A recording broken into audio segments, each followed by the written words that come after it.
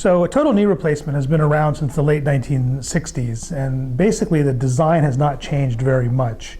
Now that occurred because of several practical reasons. The first was back in the 60s and 70s, the manufacturing techniques were not very good, and so the materials and the metals were somewhat thick. That led to a situation where the implants were kind of bulky. They had the same shape for every single patient, and they came in a limited number of sizes.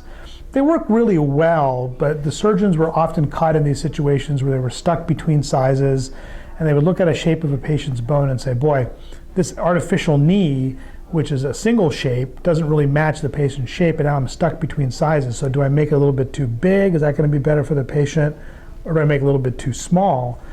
And most of the time, fortunately, we got it right. But about 15 to 20% of the time, the implants would be just not quite correctly sized. And not surprisingly, about 15 to 20% of patients have this residual stiffness and pain after the knee replacement.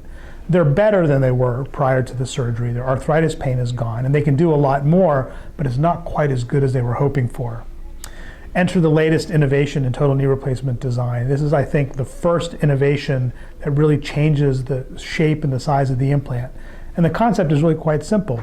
Because manufacturing techniques have gotten so good, we're able now to do a customized replacement. So we actually take a CAT scan of the patient's leg, we build a three-dimensional model, we actually program in the correction to get a straight leg, and then we build the implant to be exactly the same shape and size as the patient's own knee.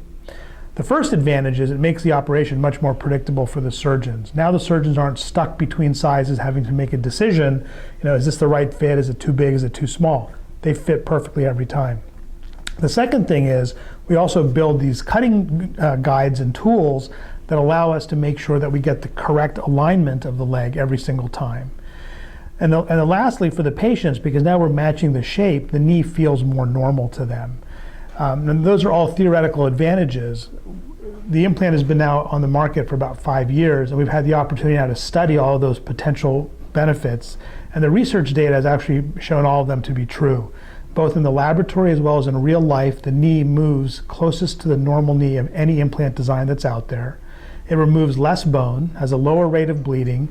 Patients get their range of motion back faster, and patients have a higher percentage of them saying that they've forgotten which knee has been operated on.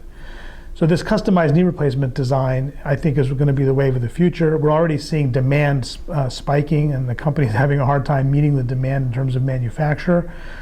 The biggest thing that I can say about it in terms of my support for it, I put one in my own father, and he's doing great.